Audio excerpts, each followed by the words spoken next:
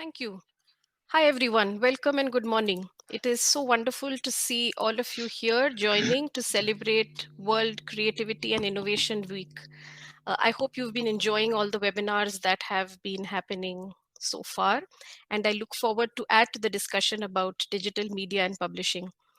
I will start by sharing my presentation, so just bear with me a minute while I put that up, please.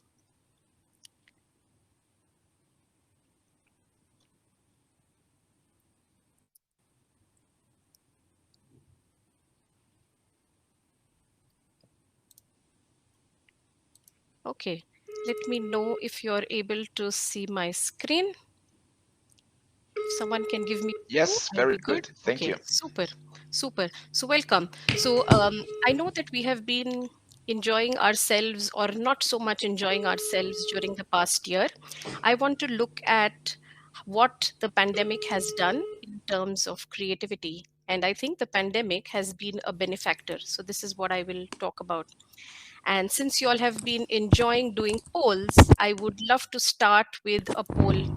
So you will see a poll show up in the tab, and I would want to know, how have you become during the pandemic? Have you become more creative or less creative during the pandemic?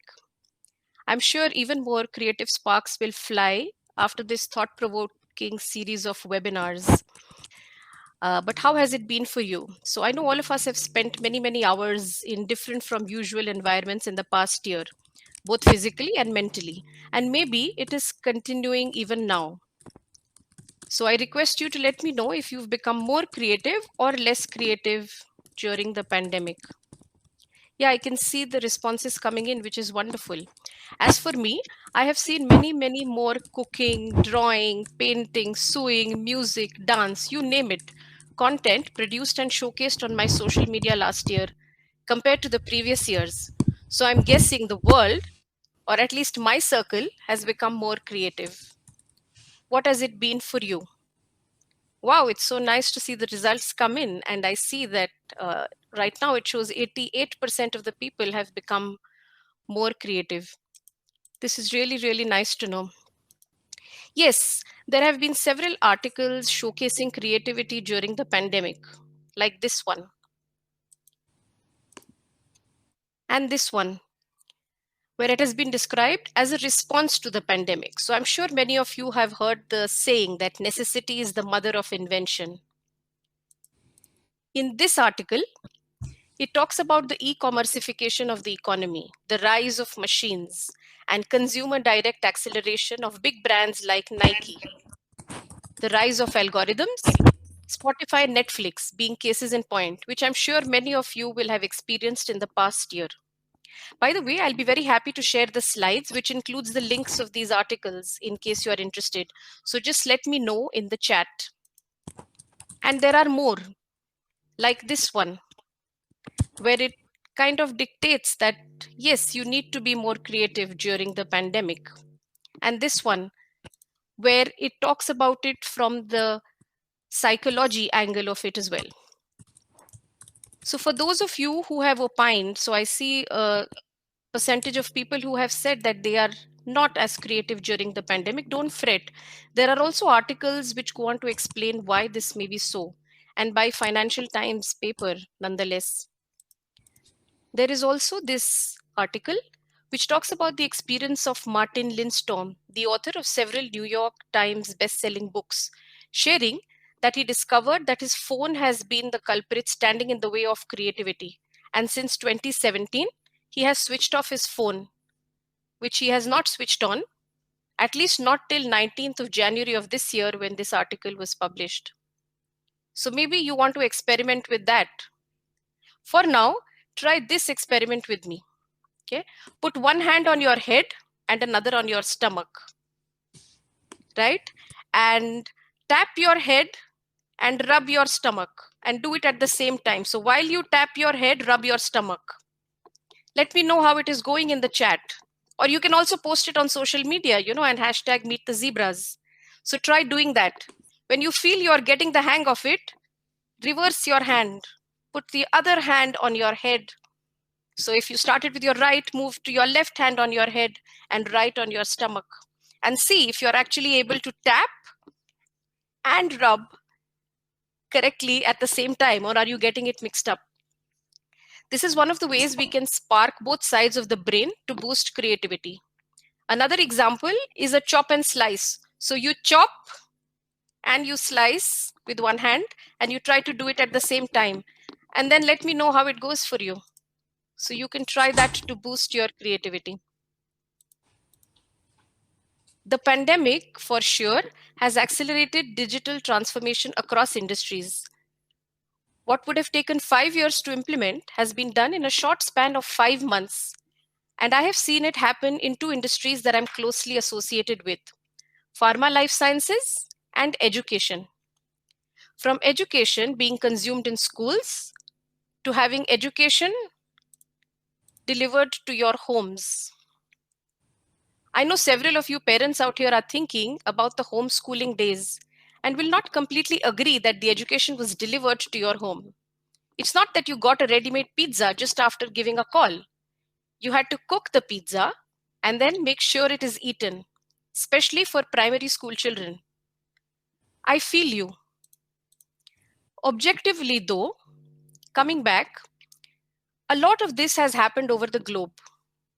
We then move to and are continuing to move towards personalized learning.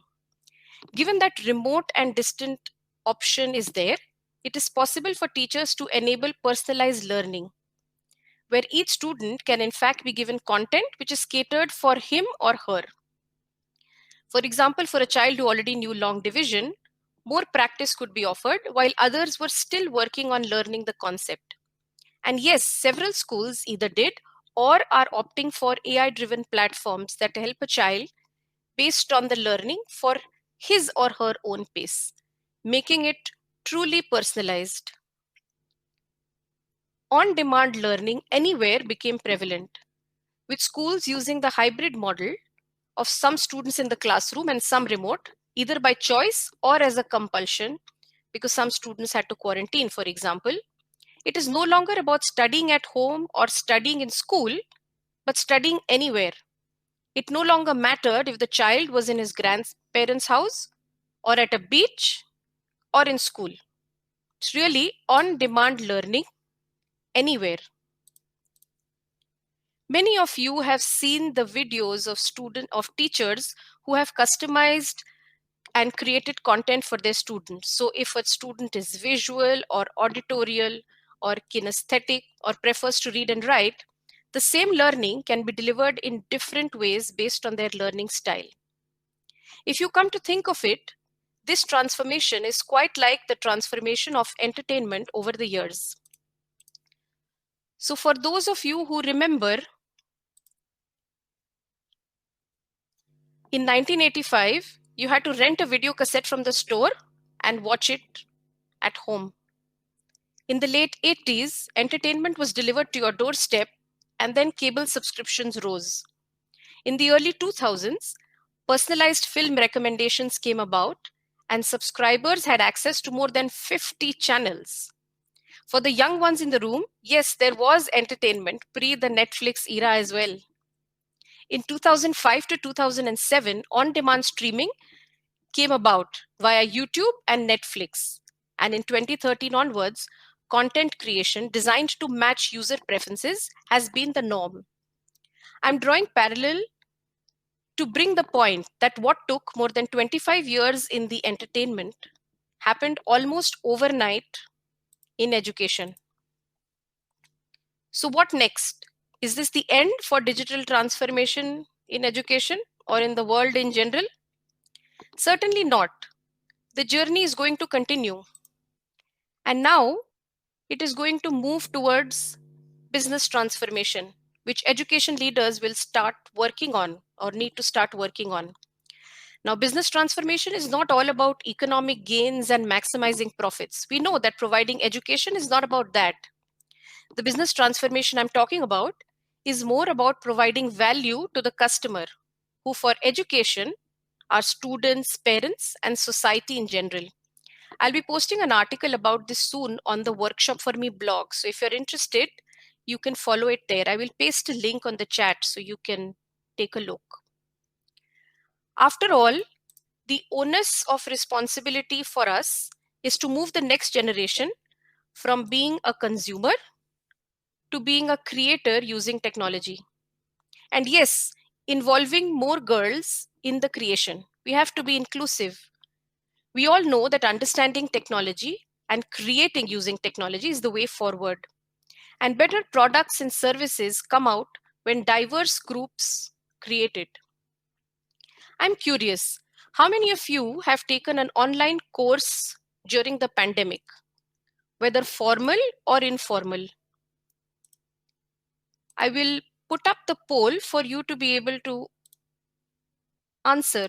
So, have you taken a course because you wanted to grow your skills or because you had more time and wanted to use it more productively?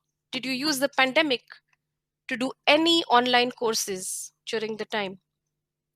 So, let me know by answering in the poll. While you do the answers, I will give you a little bit of an overview of how it has been for online courses on digital skills. So, coding and programming in particular, for children aged 5 to 15 years that we carried out from March 2020 to March 2021.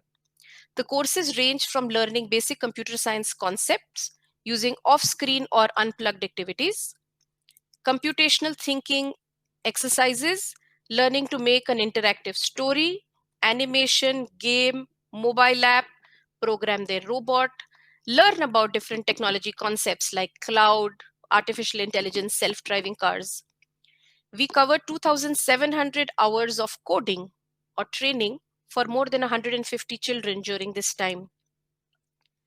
We were also able to introduce new digital media and publishing products. Codutainment, for example, where you grab your popcorn and drink and learn about robots and planes and coding and all the fun stuff with your family. After the success of the movie hall in-person version that we did in 2019 at Utopolis, we wanted to continue and we did a digital version in 2020. The Christmas coding calendar was another such product, which is a digital advent calendar with a link to a new video each day teaching a little about coding and technology every day up to Christmas. So, when you open that flap, you get a link to a video and you have to look for it every single day where that video will come up and teach you about it. We then did an encore during the carnival holidays with a carnival coding calendar. Now, the fear is that when life goes back to normal, this advancement that we have seen might recede like high tide recedes in the ocean. We have to create a framework so that this leap in digital and education continues. And this will come from integrating the initiatives with the Sustainable Development Goals. Some things that we saw was blurring of lines between teachers and students. There was a wonderful webinar specifically focused on academia and education on the 15th. And some of these were touched upon during that session as well. So the students took on the teacher role as we moved to digital last year. And this will continue in the future. True blended learning is the future of education. We've seen that there are benefits of both in-person sessions in the classroom and online.